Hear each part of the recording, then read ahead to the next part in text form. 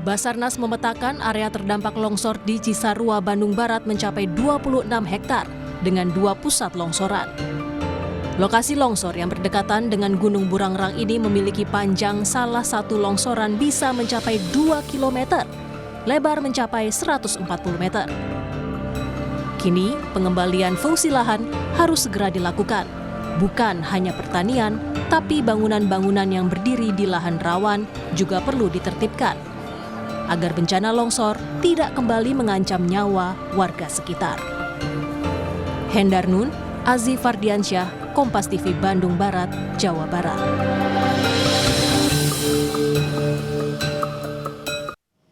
Sudah membahas soal tragedi longsor Cisarua, Bandung Barat, kita sudah bersama dengan ahli geologi teknik ITB, Imam Ahmad S. Selamat malam, Assalamualaikum Pak Imam.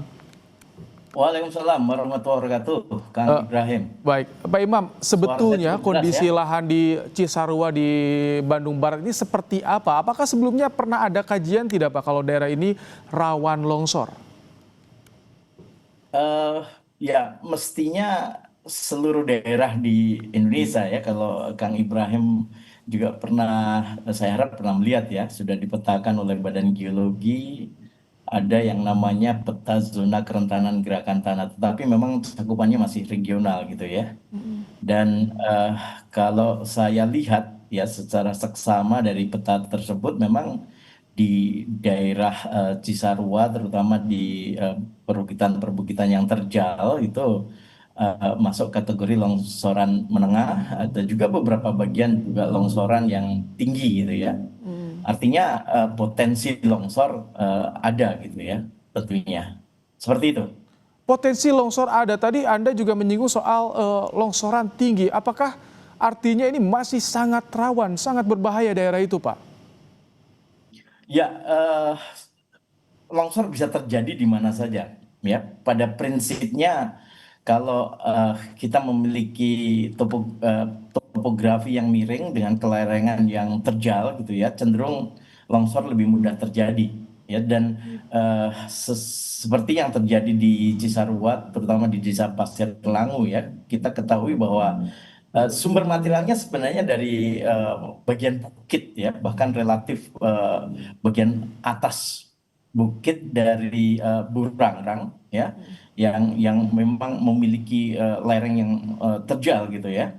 Nah, sehingga dari sana sebenarnya sumber material utama yang terjadi di Cisarua itu dan mengalir ya dalam tanda kutip, tetapi yang mengalir itu bukan hanya air, tetapi dengan material-material lumpur, batu-batu ya, bongkah-bongkah batuan bahkan gitu ya, termasuk menerjang apapun yang dilewatinya. Ada juga pepohonan yang saya yakin pasti terbawa gitu ya. Oke. Nah, itulah yang sangat dahsyat sebenarnya mengakibatkan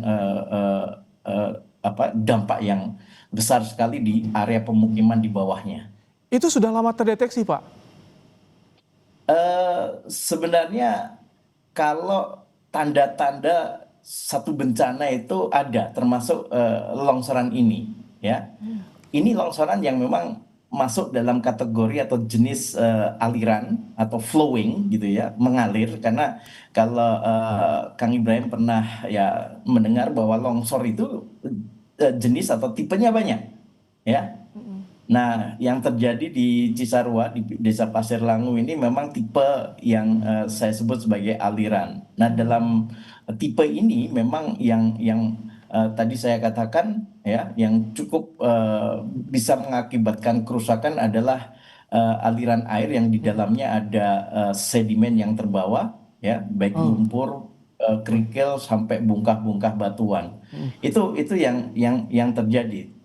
Tipe longsoran lainnya cukup banyak, tetapi tidak terjadi Baik. di tempat ini. Pak Imam, tapi betulkah alih fungsi lahan ini jadi sebab utama yang memicu bencana longsor di Cisarua? Atau ada lagi tidak faktor yang ikut memperparah? Iya, sebenarnya lahan-lahan yang banyak dikelola oleh penduduk ya, atau tata guna lahan yang saya lihat banyak digunakan untuk perkebunan misalnya ya, pertanian itu di daerah yang relatif berada di lereng yang miring gitu ya, di bawah kaki bukit atau Gunung Burangrang itu ya, lereng-lereng Gunung Burangrang itu. Nah, itu yang menarik sehingga sumber materialnya dari atas sebenarnya. Ya, jadi penduduk lebih banyak berada di lereng yang sudah miring, ada seakan-akan tekuk lereng di bagian antara yang lereng terjal dan lereng-lereng di mana penduduk tinggal ya. Ada kemiringan tertentu atau relatif datar bergelombang, saya sebut seperti itu. Ini kalau kita lihat di visual kan, area yang terdampak longsoran begitu luas. Pemprov akan mengembalikan menjadi lahan hutan kembali. Ini butuh waktu berapa lama dan seperti apa skemanya biasanya? Ya, jadi sekali lagi material yang menerjang daerah yang di bawah itu di mana penduduk tinggal, kemudian ada juga aktivitas perkebunan, pertanian, itu adalah daerah yang saya sebut sebagai kalau kita bicara sistem atau jenis aliran longsoran ini gitu, ada sumber atau area sumber yang kita harus waspadai, yang biasanya di sana juga ada jenis-jenis longsoran yang klasik lah ya.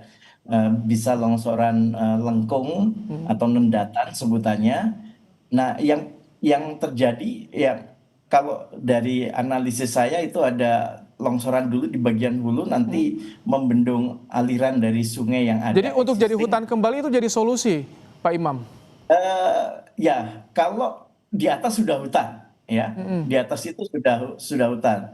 Nah, kalau di bawah, kalau itu dihutankan kembali ya paling tidak itu daerah yang mungkin nanti bisa membuat zona buffer dari sungai itu kita batasi dengan daerah-daerah yang ya dikembalikan lagi daerah hijau sehingga bisa menjadi seakan-akan pagar atau pembatas gitu ya. Kalau terjadi aliran di sungai existing yang ada, dia tidak melebar lagi gitu ya. Jadi seakan-akan sekarang ini karena ya penduduk tinggal relatif dekat dengan sungai, dengan aktivitas juga perkebunan dan sebagainya, ya relatif dengan sungai itu tidak jauh gitu ya. Sehingga memang pada bagian tekuk lereng ke bawah itu longsor yang mengalir dari atas itu seakan-akan melebar gitu ya, atau aliran lumpur yang mengalir dari atas itu akan melebar. Tadi dikatakan bahkan lebarnya lebih dari 100 ya. Saya lupa tepatnya sebenarnya. Baik, ini kita tunggu langkah dari Pemprov Jawa Barat untuk mengembalikan lahan tersebut untuk kembali jadi hutan setelah digarap sebagai lahan pertanian oleh warga. Dan warga juga akan direlokasi ke tempat yang lebih aman.